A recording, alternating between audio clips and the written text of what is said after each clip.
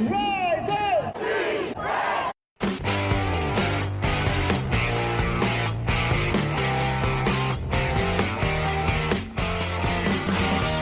This is the Rise Up See Red podcast, all about the Arizona Cardinals and the NFL, featuring insider and outsider perspectives. Enjoy the best hour of Cardinals talk on the web. Now here are your hosts, Jess Root and Seth Cox.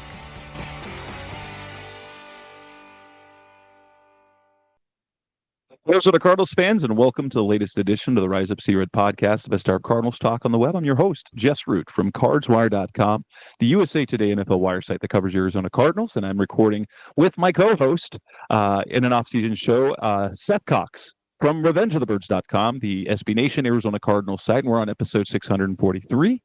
And it is Combine week. We're not going to talk about the Combine yet, although we do want to give a little sneak peek because, Seth, holy cow, those pass rushers, those edge rushers and defensive linemen, especially the edge guys, they are putting on a show in Indianapolis, aren't they?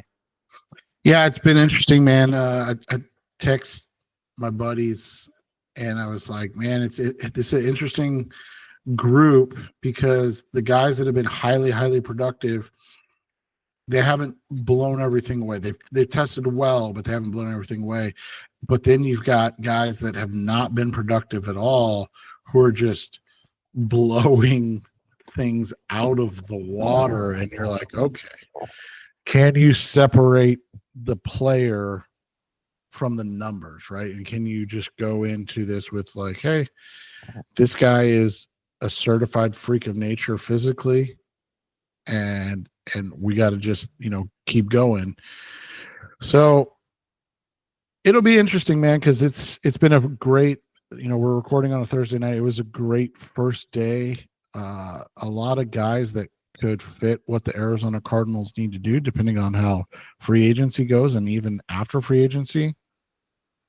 And then it'll be interesting, but the combine's always fun. It's a good time. It gives us a lot of things to talk about and discuss, but at the end of the day, it's just a piece of the puzzle as we head into the 2025 offseason. And I think the two biggest things this week, one we'll talk about tonight, and then the other one is we've got the firm cap number now, and it was another, substantial raise. It came in, I think I saw 288, so it came in about $9 million lower than what some had projected, but I mean, $279.2 million cap gives the Cardinals $75 million plus in cap space. After the rookie class is added, it gives them about $66 million in cap space.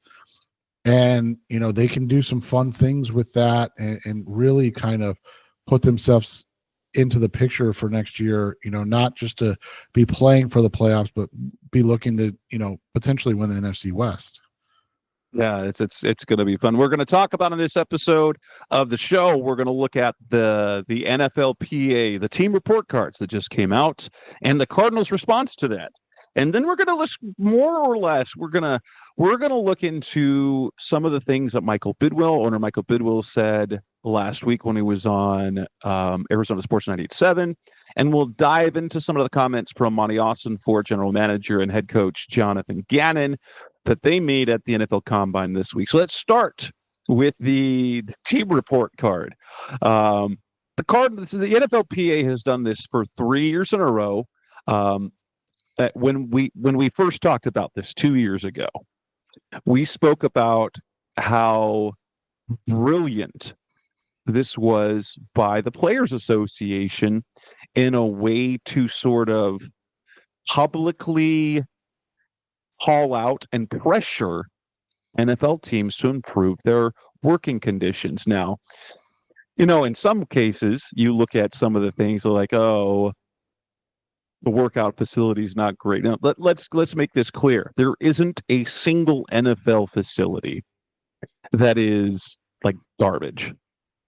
They're just, and when we get to the Arizona Cardinals, it's old and it hasn't been updated in a while. And let's face it, it's not as nice as even some Arizona State's when they opened up when Todd Graham was there and they opened up the new football facility there. I got to tour it with my brother-in-law because we're season ticket holders. He arranged that for us, and having been in the Cardinals locker room in Tempe, even after, because 10 years ago they did the upgrade, I was like, this is nice. This is so much nicer than the Cardinals. But also, college athletes I don't know if they spend more time at the facility than NFL players do, but they might. But yeah, so the last 3 years, the last 3 report cards, they came in 31st in 2023. Last year, they improved a little bit to 27th.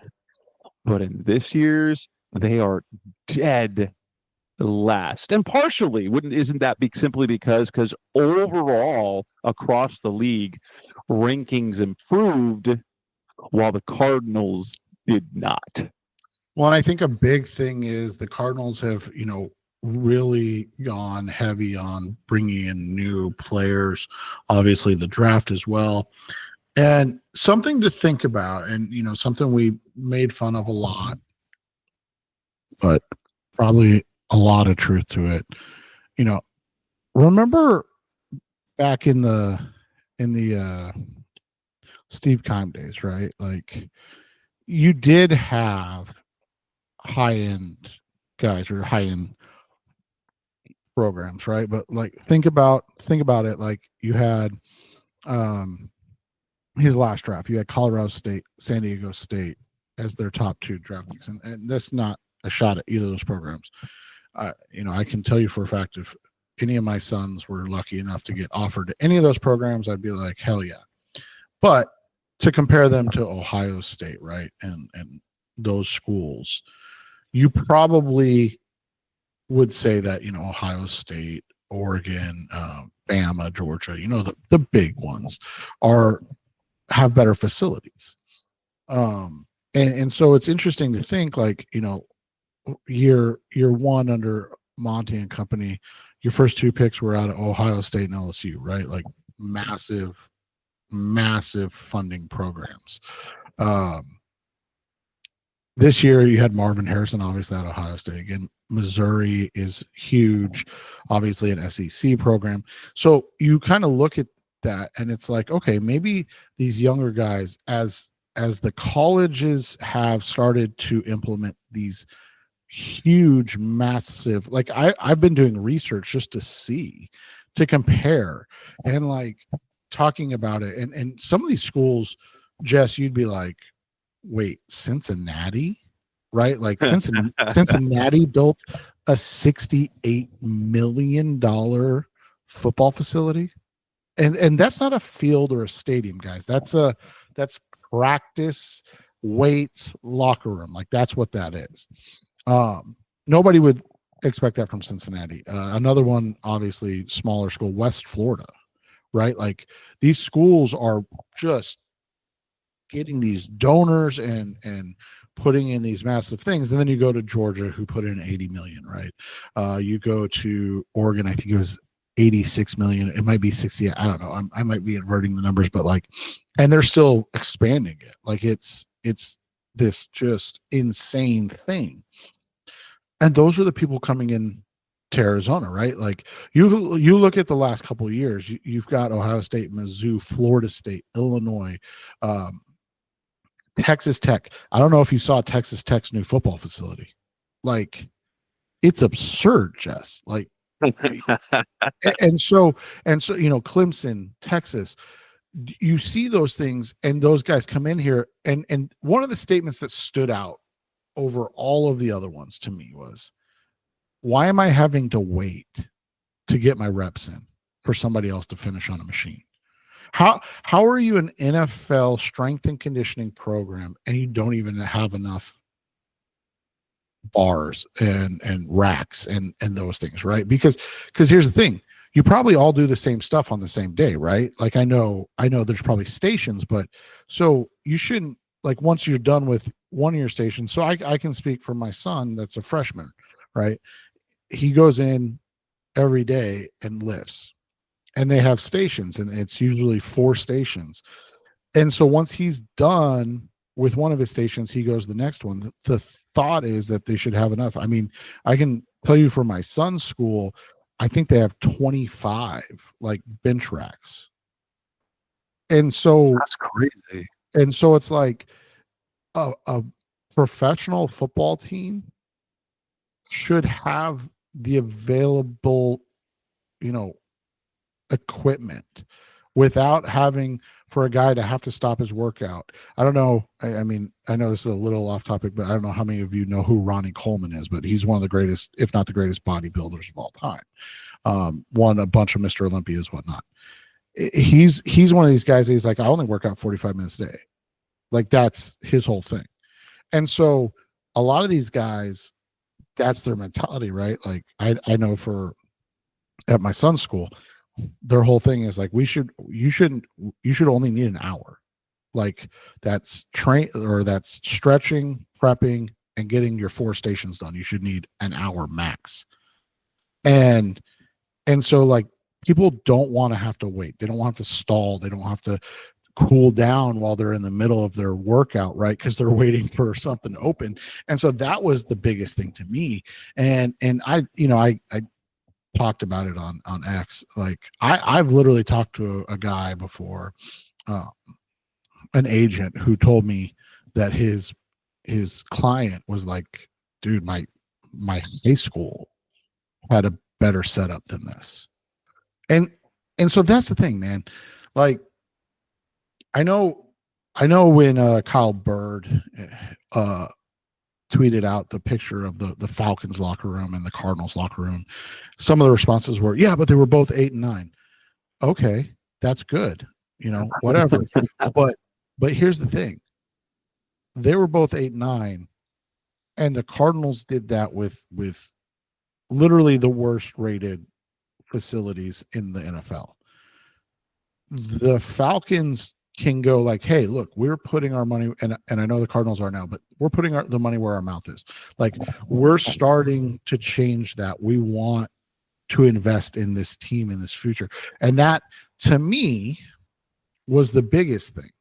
I think it was 27th, but you can correct me if I'm wrong because I just moved the page. But the Cardinals Bidwill was 28th. Sorry, 28th. Or no, he was 27th. Sorry, 27th in committed to building a competitive team. 27th, Jess. That's not where you want to be. Like, that's not saying like, oh, the facilities are bad or this or that or the other. They're saying we don't think that the guy that has to pay for all of this is willing and committed to building a competitive team. That's not good at all. Yeah.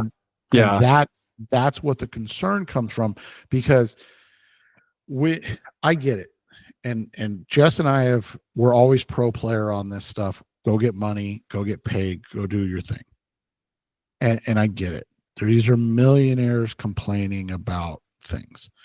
But you also have to realize that these are millionaires complaining about what they're getting comparative to other millionaires. And again, when the conversation becomes, I came from a place at Ohio State, and we're not saying it's the Ohio State guys. I came from a place at, Georgia, at Texas, that my facilities were better than in the NFL. That again, that's what the problem is. And again, not just the 27th, but the 31st, willingness to invest in the facilities. 31 out of 32. Yeah. There's go ahead. And well, you look at what were their 2 absolute worst scores were the locker room and the weight room. And I'm going to point this out. Okay, this is just stupid by the NFLPA. There's no such thing as an F-. You can't give someone lower than a failing grade. That bothers me. That's an insult. That's the teacher in you. Yes, I'm like, what are you doing?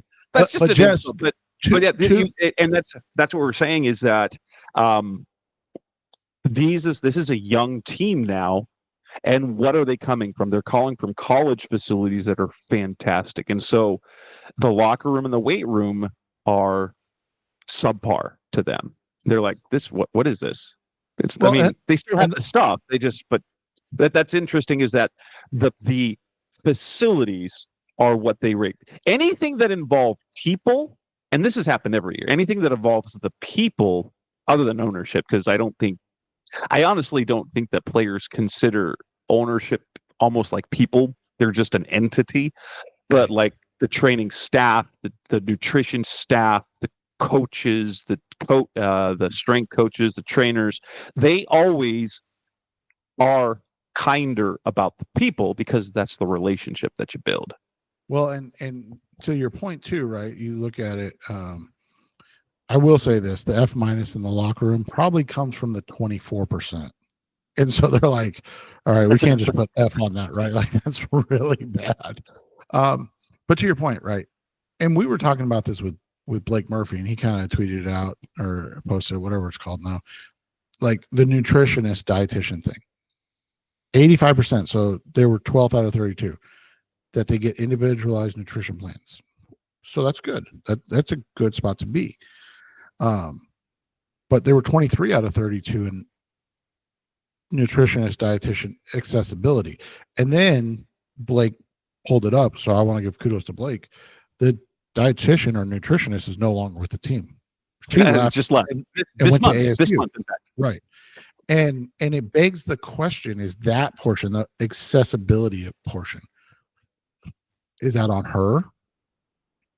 Or is it on workload? Is it on right? And so then to your point, right? The training room thing. The training room thing. They were 32 out of 32 in having enough full-time trainers. So again, this isn't the trainers. This is having the number enough. of trainers. Yeah. They were 29 out of 32 in physical therapists. Again, so it's not, they're not saying like we have terrible physical therapists or trainers, right? They're saying we don't have enough. And that's, again, that all unfortunately falls back into one spot, right? Like all comes back to ownership. And the reality becomes that this is something that you and I have kind of talked about in the past. I don't know how much we've gone a deep dive into it, but there's a difference between spending the cap money that you're required to spend and having cash, right? Like, and there's always been this conversation that is Michael Bidwill cash poor, meaning that he doesn't have extra money to put into things like this, to reinvest into the program. Now, all that being said, 2027, $100 million, that's, I think you and I would agree, a 1000% step in the right direction. We'll see how that compares to other places, because Howard Balzer put out a tweet yesterday on Wednesday, I think it was, that pointed out the last 3 team facilities that came out. So I think it was Minnesota was 115 million, but that was 7 years ago. Miami in 2021, I think, was 135. And then the Chargers, of course, Los Angeles, 250 million last year. So we'll see. Though, I wonder, because that's the other part that you're alluding to, is that the team then released a statement to some media outlets that they didn't announce it to the public that they were building a new facility or rebuilding the facility, but they told the team. The team knew that they had. They're going to take the same spot there on Hardy and Warner, the same place, and they're rebuilding it. There'll be a new training center there. And if we go back to the off season, I can't remember what month it was. The first phase of that is when they purchased an office building and moved all of the business side out of the building. And so that's when you got the first notion, okay, they're going to use, aside from the executives, probably, that they're going to have like the football operations man. So all the business side is now offsite nearby, and they're going to use the entire space now for football operations. And so that will increase the space. That was the beginning of it. But they announced, they weren't going to announce it, that they're going to have a new facility in the same spot. That'll be done in 2027. It's going to cost about $100 million, whatever that's going to look like. But I imagine that will update, because the last time they did it was 2015. I remember it. I was covering the team then.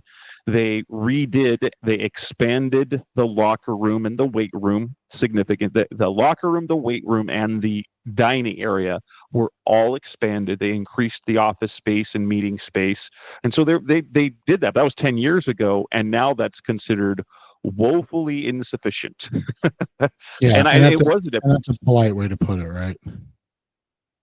Yeah, and I think the one thing, if we look at this, is there is clearly one bright spot of this franchise, and that would be Jonathan Gannon, right?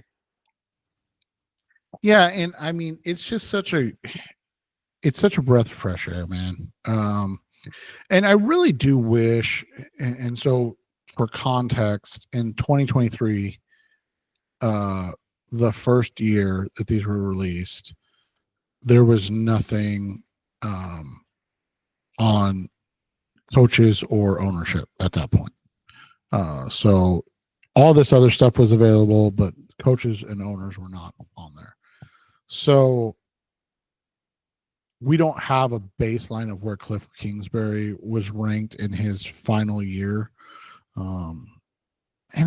And you can't speculate on it, so there's no reason to. But what's interesting to me was not necessarily this year, because I thought Gannon did a great job. He's one of the, he's one of the next tier of coaches after the A+ guys. I mean, your A+ guys were Dan Quinn, Raheem Mostert, Kevin O'Connell, Andy Reid, Dan Campbell, and Mike McDonald. And then after that, you got Gannon, and that's a good thing. But last year, man, they had him at 15. Isn't that crazy that in a 4-13 season, a first-time head coach, the stuff's done between August and November, the report cards.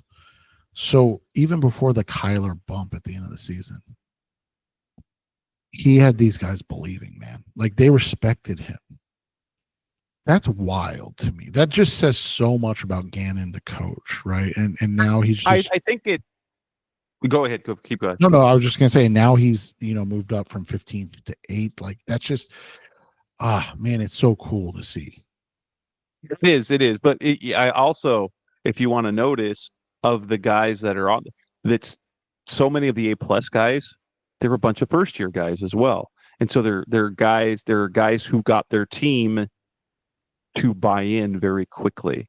And Gannon kind of fits that bill. So he did it right. And for perspective, specifically, what they do for the head coach is use of time and feedback. Like, how receptive are they to player feedback? And so what's funny about the use of time thing, you saw that, like, Jim Harbaugh, the Chargers coach, right? Who's loved and respected. He was below Gannon even on that. And I think to that point, we have to give some nuance, right? That there are guys like Jonathan Gannon, Jim Harbaugh, that are football sickos, and they'll spend their entire day at the facility. And so, unfortunately, or fortunately, however you want to look at it, that's what they expect. And sometimes the players don't want to be there the entire day.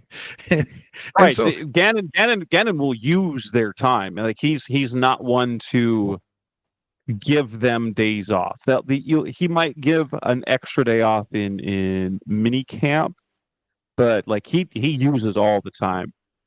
And every ounce that he can get, he takes and he pushes, and so he demands a lot. But what is nice about the perspective is to see that it's a good use of time. It's not unnecessarily having meetings. It's not unnecessarily pushing them to practice. So if it is longer hours within the allowed amount, because that is all regulated and negotiated in the CBA, that it's not being wasted. yeah, and that's good to know, man. I was just, when I saw that, it's so good. And like, the unfortunate thing is it's basically the end of the road typically for Cardinals coaches, right? This is year 3. And Yes. and that's kind of the standard. I know we've got the 6. Oh, this is the peak. This is usually the peak. Yeah, right. But here. I guess what you mean is that this is the average make or break coach, year. yeah. Well, and the average coach for the Cardinals last 3 years, and so that's. But I mean, to your point, I really don't see that being an issue this year. Like, I really do think that he is on the right track, and really, he's got this culture, like you said, which is so important. It's really being bought into, and that's just, man, that's so fun, because that's kind of what we've been waiting for since Arians. We liked Cliff, we really did, but at the same time, right, it always seemed like they were on that razor's edge, and then when things went bad, and I put so much of that on Steve Keim, I really do. It went really bad, but at the same time, the way that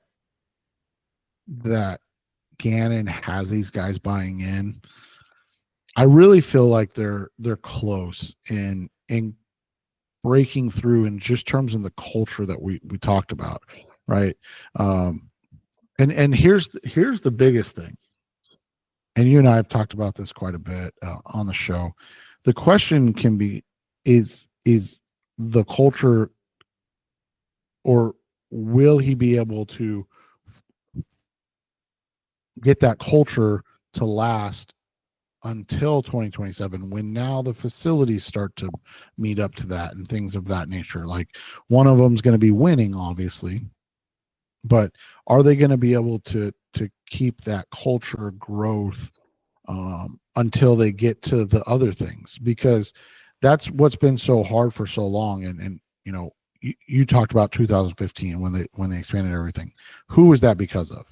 That was, I would say, I don't want to give him 100%, but pretty close to 100% Bruce Arians.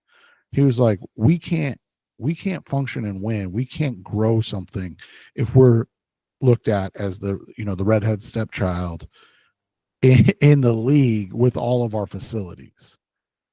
And they put a little bit in. They did a nice job. Again, as you said, wasn't overly impressive. It just opened up some space, but they at least tried. But we also know that, whether it was truly just health or whatever the situation was, BA didn't want to stick around and keep it up. And that's what, to me, is the concern, is that, the guy that is probably the best coach that you've had wanted out. We can debate the health and things of that nature, but he wanted out. And that's what we're trying to avoid with Jonathan Gannon, because you need that, what he's done, you need him to continue to be able to grow that, and he needs the help from up top for that to to reach what could be something, special, which is what we're all hoping for. Let's be honest. Coming next on the Rise of Zero podcast, Special Cardinals Talkable. And let's move on from the talk of the team report cards and move on to what we've heard from some of the decision makers. Let's start with Michael Bidwill and what he said last week. That's coming next on Rise Up Sea Red. We're back on the Rise of Sea Red podcast, Special Cardinals Talk on the web, talking about some of what we heard from owner Michael Bidwill. Something that Arizona Sports 98.7 FM does every year after the Super Bowl is have what they call Newsmakers Week. It's where they have the decision makers, coaches, general managers, executives, if they will come into the studio and sit down with the radio hosts, they get to talk and address the public directly. And that is usually closed out with the Cardinals. And that was the case on Friday. Owner Michael Bidwill had a pair of segments, and so did general manager Monti Ossenfort. We'll talk about Monty because he also spoke at the NFL Combine this week. But Michael Bidwill, he was asked a number of questions, whether it was how close he thinks the team is, what he's expecting, the allegations against him, and whatnot. Was there anything revealing or surprising from what he said on the radio the other day? No, I mean, we're never going to get the revelations that we want, right? And it's always going to come back for the most part as just being really corporate talk. And it's not surprising. I mean, he's an NFL owner. He's going to give you some information, but not really ever give you much. And like you said, even to that, right? He didn't even open up about the updated facility, right? Because no, he didn't. And so that's just what you expect. I thought his conversation, like I said, I don't ever want to say anything negative because I think it's a pretty standard conversation, right? Like what we think we're a great workplace. We think we're like all that stuff. And there's nothing wrong with that. The reality is that, whatever the truth or whatever it is will be revealed, based on the reality of it. And I think for the most part, you have to respect that he goes on and does at least talk to the fans, even if it's in a very edited it's definitely way, right? It's a definitely controlled setting because he's airing on the radio where they have their flagship, and right or wrong, they must handle with kid gloves. They have to. That's one of the requirements. I know guys over the years who have worked over there at Arizona Sports, both when you're going on the air or website.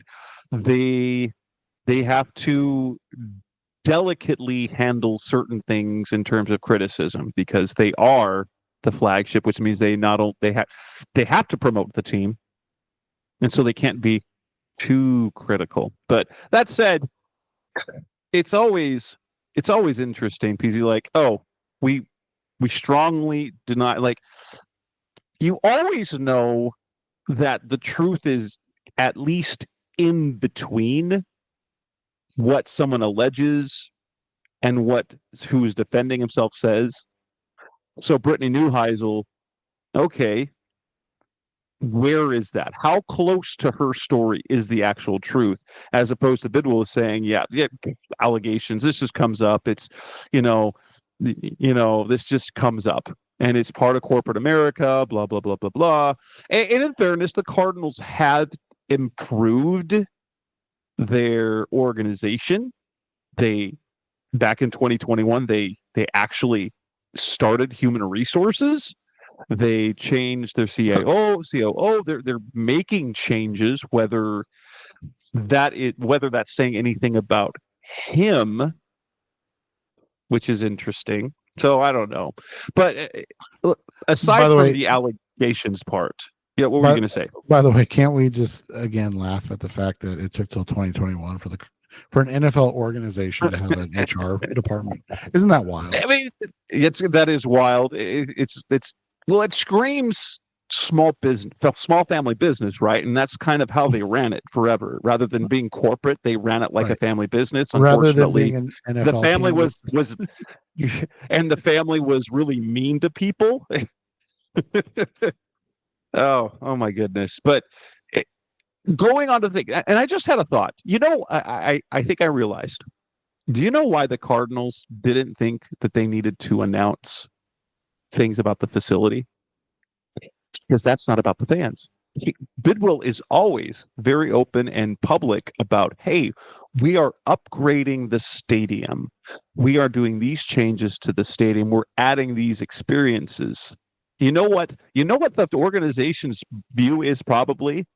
Why does the fan care about the Cardinals locker room? Right. That's a workplace environment. It's like, we don't need to tell, hey, who cares? And to some extent, for casual fans, you know what they don't care about?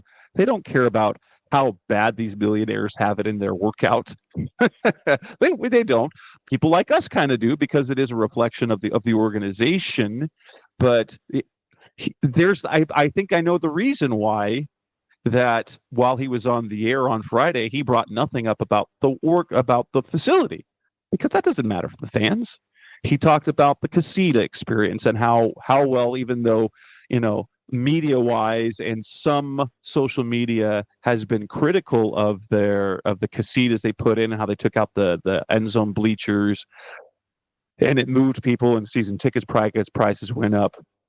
Even still, he pointed out season ticket sales are up by 3,500. The feedback about the casitas, it seemed to be a success, which means they made money. And the people who they moved actually probably had a better view, because the end zone seats aren't a great view. But is it interesting? Are you surprised? I guess I'm not surprised that after the season that they had, that they are having an increase in season ticket sales again. Well, and some of it comes down to they're trying to figure out a way to keep people from selling their tickets, right? And that's the other thing. That's the other thing. What do you think? They think they have something solved. They say they think they've identified it. What is possible that the team can do to keep that from happening? It's tough, and the reality is, so many of these people buy tickets. I have personal friends, and I'll be completely honest, I don't buy season tickets. Anybody that knows me knows I completely hate going to games. It's just not my thing. I don't like crowds. I don't like the traffic. I'm an old man at 39, Jess. I like to be at home with my big TV, my cold beer, and smoking barbecue, and that's what I do on Sundays. But I have friends literally that buy 6 season tickets, and they sell 2 tickets at every game, and that covers their entire season, because they always get more for the Bears games and the Packers games and the Vikings games and the Patriots games and stuff like that. They always get more than what they're worth. And they're huge Cardinals fans. Who am I to tell them what to do with their tickets, right? Like, right. And I can tell you this: they go and they bring their son, and he's 13 now. And so, I mean, he's been going to the game for 4 years. And it's like, people go, oh, well, you don't want them around other fans. Well, how about this? How about win enough games, and it'll be Cardinals fans that want to buy those tickets. It won't be Bears fans. It won't be Packers fans. But the reality is, that's who wants to come here, because especially when the NFL puts these freaking games in November and December, these people are like, hell yeah, I'm going to Arizona for 5 days. right? Like I'm getting in on a This is a Thursday. destination. This is a Right. destination during NFL season. And so I don't think we're never going to 100% be able to get rid of it. And I think it's foolish. I think the goal needs to be penalize 75 people for it. 25, right? Yeah, because and here's the thing. If you have a good team, even when you have 25% of another team's fan base in the stadium, guess what? If you're a good team, you still have home field advantage. Right. The problem is if you get 50-50 and your team's not good, which means the home team's not yelling very loud, that's when it sounds like it gets taken over. But it's hard for me because in a scenario like that, especially when, it's very possible. So if they bought 6 season tickets, 4 of them they're always using, and they got 2 to half of the games are opposing fans.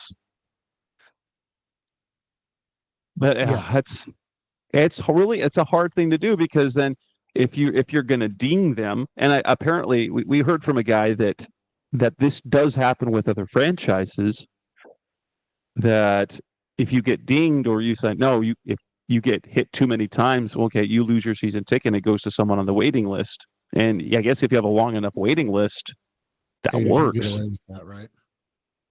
But I mean, it's always been about here, particularly in Arizona. It's always been about you put a winning team on the field, and you will have passionate fans.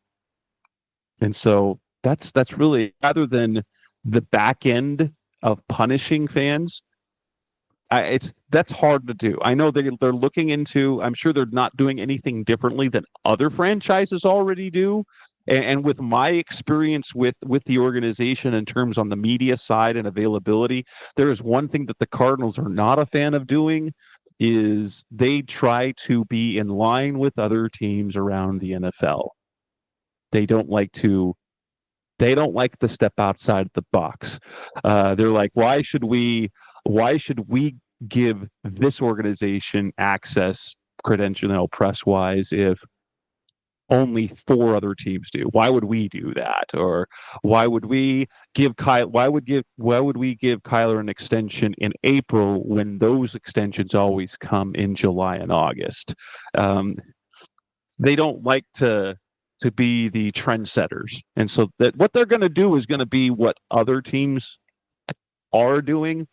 But that is the easiest way to solve the home field advantage thing, is always put together a good team and stop making it look like you hate your quarterback, because then the fans will hate your quarterback, and then it's bonkers. That's what I have to say about that. Anything else of note that you took away from what Bidwill said on Friday? I think that really the 2 things that stood out are sort of, the tickets, the ticket situation, and from that, anything else that stood out to you?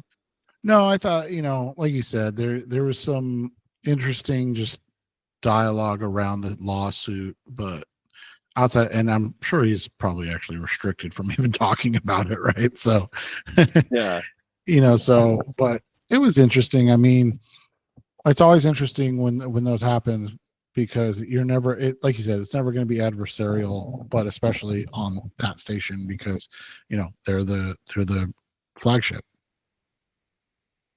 Yeah. Coming next on the Rise of Sierra podcast, Best Star Cardinals Talk on the Web. Let's move on and discuss what we've heard from General Manager Monti Ossenfort and Head Coach Jonathan Gannon. That's coming next on Rise Up Sea Red.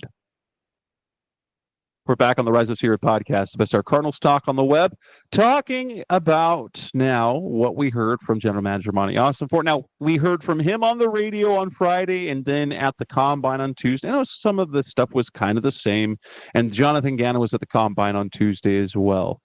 What's interesting is, and I wonder why the question keeps coming up, is that they said they definitely want to extend. They want Trey McBride to be around. But you know what is interesting that I keep hearing from people expecting that extension to happen anytime soon? You're not expecting McBride's extension to happen anytime soon, are you? No, kind of like you talked about, these extensions for the Cardinals, they don't set the trend of when to give them. They don't get them out of the way super early, and that's not, because other teams don't do that. So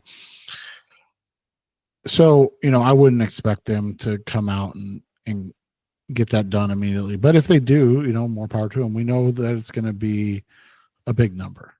That's just the reality of it. So it is. It's going to be a big number. He's going to probably hit that. He's probably going to set the new number. But people are saying, "Oh, coming up right before, we're going to see a slew of except." No, we're not. We're not, because the way the Cardinals do things, and I know this is partially kind before, but look at the Ossenfort's extensions. They didn't come in March and April. McBride isn't a free agent. He still has a full year left on his contract. They're talking now. You won't hear anything till July, either right before or right after training camp starts. That's when the Froholt extension came. That's when the Zaven Collins extension came. That's when that'll happen. The only reason it gets any traction anywise or any talk is if he holds out. And as far as I know, that's not in the plan, because the Cardinals are very intent on getting him re-signed. So that's extended, not re-signed. That's the one thing I keep taking away from. Like, people are really pushing the Trey extension thing when it's not going to come anytime soon. We're talking summer. It's happening during the summer. It's a training camp announcement. And that's traditionally when the Cardinals done it. Tyrann Mathieu had his then. Patrick Peterson had his then. David Johnson's came during the start of the season. So did Budda Baker's and Jalen Thompson's. Those are things. Now the most recent Budda extension that came before the end of the season because he was going to be a free agent. So that's different. They were doing that then. But yeah, anything of that stood out to you between what Gannon and Ossenfort said over a couple days ago at the combine? I mean, it's just so hard to decipher what they're going to do and how you want to take from that. But I mean, a couple of the comments, obviously, Trey being a priority was one. I think there, continued excitement with Kyler, right? Like, that's important. They love what Kyler brings and who he is as a competitor. The interesting one to me was the Jonah Williams one, right? Because it's kind of an unknown at this point, when you say. Well, it's like, it felt like an unknown, but Monty made it kind of clear they're going to have Jonah. They're not cutting him. Well, I just mean, we don't know about his injury. Like, right, that's what I mean. Got hurt. How long is he going to be out? And contractually, that makes sense. If he's currently hurt, which it sounds like he's still rehabbing, he's got $2.5 million in injury guarantees. So even if they cut him, they have to pay him $2.5 million. Now, it sounds like they're going to wait him out. He's going to get a $1.5 million roster bonus, and so they're counting on him. But yeah, so it's interesting, and how he said, "I'm not going to get into it." Why? You could just tell us. Is he going to be ready for the off season? Is he going to be so is he going to be out till camp? Is he going to, did he tear his ACL at the end of the season? Is he going to miss? That's just, why don't you tell us? Why don't you just tell us? I don't get it. But at least it did answer the question, because there was the possibility, okay, they need to address his contract. They're not going to. He's going to be on the roster this year. That's how that's going to work. And so, at least assuming he's healthy for the season, we've now taken care of. So one of the question marks that we had is set. So we've got both tackle positions are set. Now, in terms of the starting lineup, we have to figure out the guards. You know what I do wish, nobody asked about Isaiah Adams. They asked about Trey. Then nobody asked about Adams. Like, do you see, because you've ended the season as a starter, do you feel that Adams is ready to open as a starter? Like I thought someone would ask that, because especially with the questions they have at guard. Yeah, and that was one of the ones that I wish would have been talked about, because it's just interesting that they don't really have any guards. So, I mean, they, like you said, they have Isaiah Adams and John Gaines, right? But they haven't made it known what they really think of either of those guys, and we've all been kind of saying like, oh, they need to add something, so it'll be interesting. And in fairness, they do have a couple of intriguing guys that have no history because they're new. But the fact that they added McClendon Curtis and then former Ohio State Matt Jones. Matt Jones went undrafted, though he was viewed as a lot of in fact, both guys ended up going undrafted. And there were two guys that people, if you remember, people liked coming to the draft as a day 3 guy. McClendon Curtis was kind of a sleeper guy that lots of people talked about. And I wonder if they think that maybe they can unlock what they're missing. And, especially now, because you got Paris and then you got Matt Jones. Guess what? They have Justin Fry, their former position coach. And what I had realized is that Fry had also coached John Gaines at UCLA. So yeah, I'm like, right. Oh, I'm like, wait a minute. But I wonder if I can't imagine that they're like planning on those guys working out, but they did pull the Yelda Froholt signing, kind of out of their butt. And they're like Monti Ossenfort, one of the first weeks he signs a guy, Yelda Froholt. And what do we talk about all that offseason? You can't go into the season with Yelda Froholt being your starting center. There's going to be another move. It turns out that he's more than an adequate NFL center. Who knew? Right, exactly. And so that'll be interesting to see how they attack the guard position. The nice thing is they seem to have coached up well their offensive line. I did see an interesting stat the other day about what, about Kyler's sack avoidance, and he was at top 7 in the NFL. So, it wasn't so much in the pass protection, but it was definitely in the run game, how good it was. But there's a lot to like about what they've done, but now of course it's Justin Fry over anybody else. The other thing that's interesting, man, is what Justin Fry did at Ohio State with all the injuries they had, right? Like, oh yeah, remember Josh Simmons, the guy that's going to be a first round pick, was injured and didn't play in the college football playoffs, and he's literally their best lineman.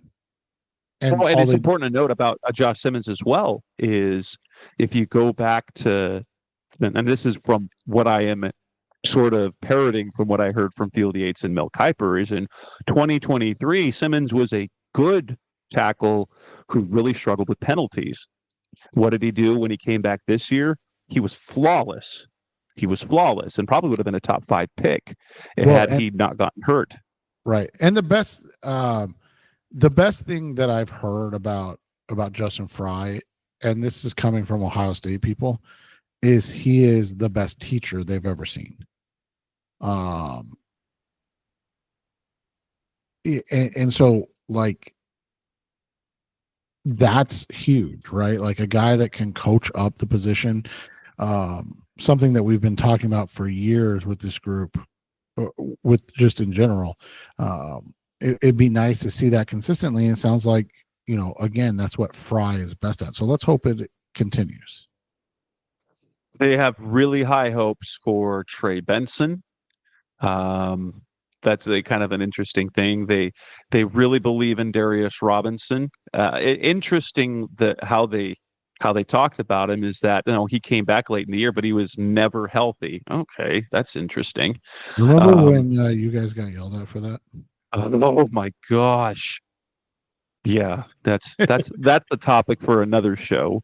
because depending on how things turn out with certain things, I can say a whole lot more about that. I'm not one to like to bat, but I might have some things to say.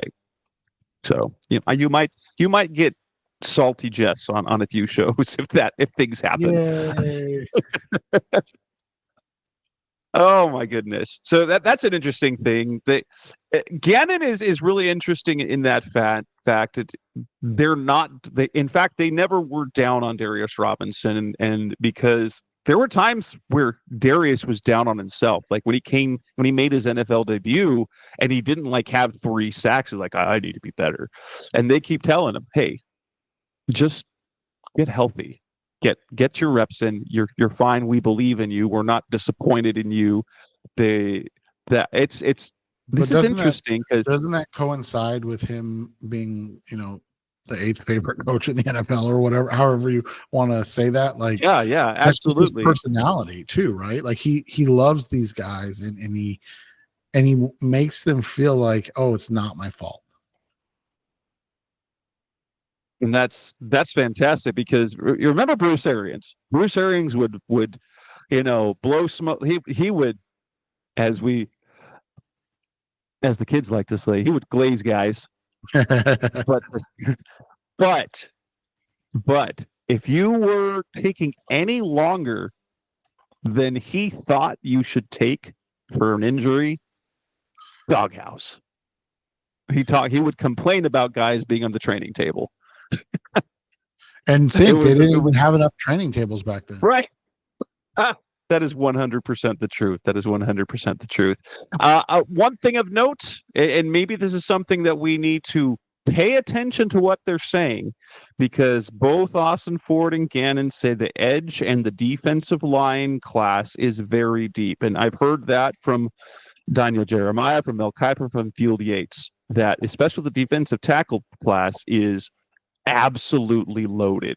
We're talking like ×2 what you normally would have, which means you don't have to go early with them. There are great guys at the top, but you do not have to force that pick. And so the more and more I keep hearing that, so okay, our mock drafts, what are we doing? We're looking at edge, we're looking at the defensive line in round 1 and round 2. Maybe that won't be the priority because they know they can get guys they like later on. Or like Monty said, hey, we might just get 2. Or, in terms of 2, that might not mean 2 DTs or 2 edge. It probably will mean they're going to get an edge and they're going to get an interior guy. But you don't necessarily have to make that happen in round 1, where if you want to sniff a little bit, you might take an offensive lineman.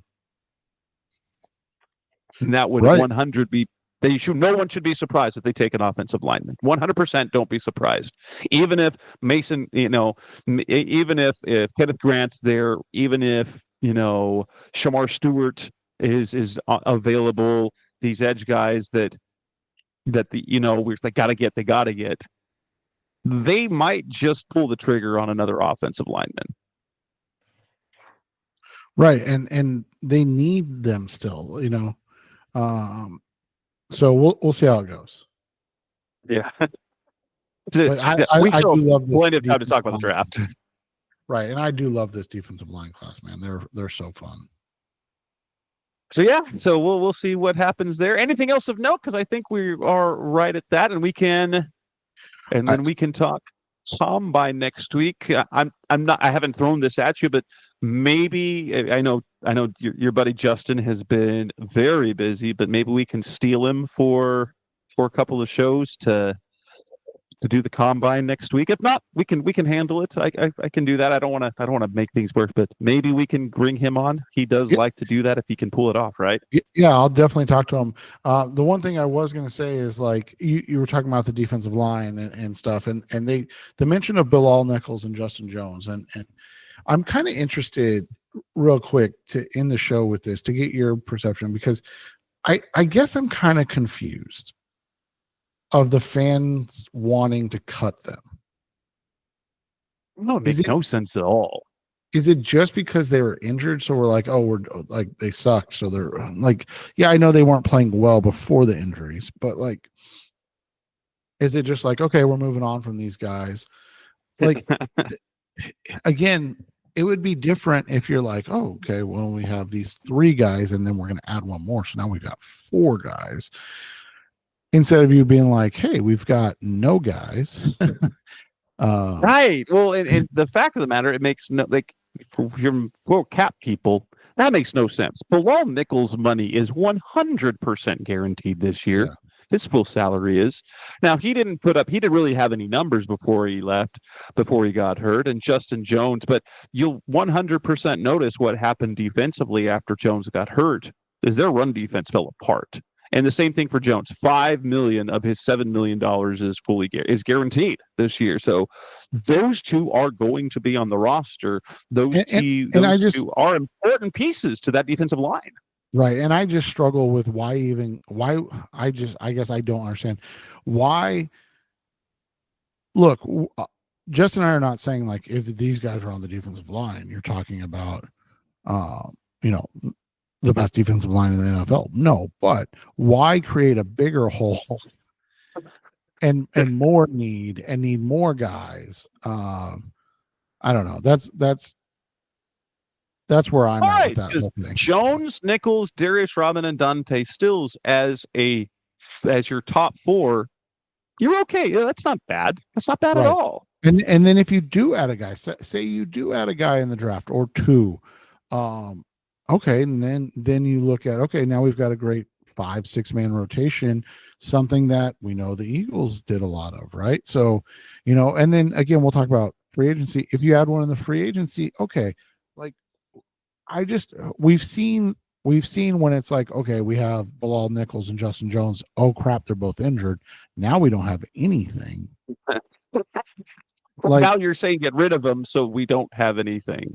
Right. And then you're like, right, exactly. So it's like add 1 or 2, and then you have those guys too, and then that way you have 4 now, not 0. I don't know. I'm just spitballing, Jess. I was curious what your take was on it.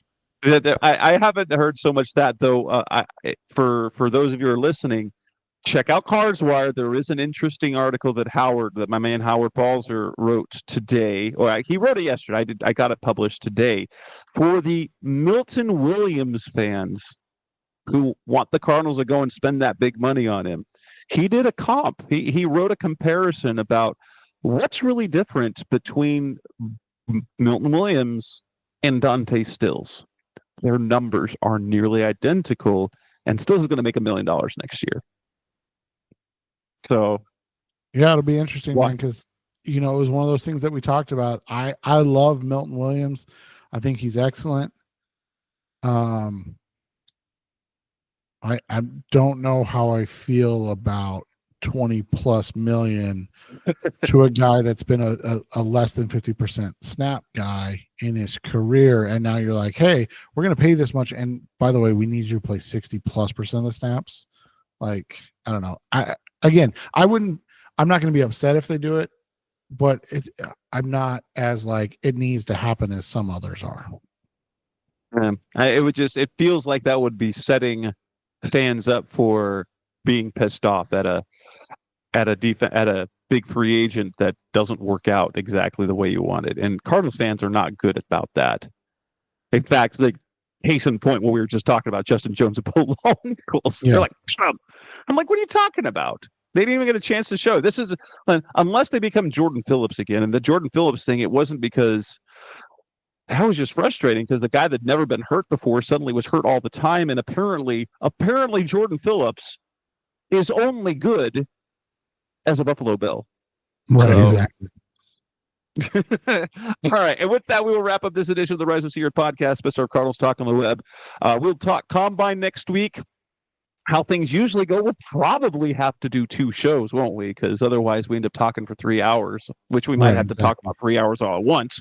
But we won't make you guys listen to us for 3 hours straight. So we will have at least 1, maybe 2 shows about the Combine next week. Then we'll do our free agency preview because that's coming up after that. That's Seth Cox. I'm Jess Root. Thanks for listening as always. We'll be back again soon. Thanks for listening to the latest edition of the Rise Up, See Red podcast. Listen to previous episodes and subscribe to the show on Apple Podcasts, Stitcher Radio, Audioboom, or many other podcast platforms so shows are delivered directly to your mobile device. Please give the show a 5-star rating and always support the sponsors who support the show. We'll be back soon for the best hour of Cardinals talk on the web. Rise up, Red Sea, be Red, See Red, and of course, Rise Up, See Red.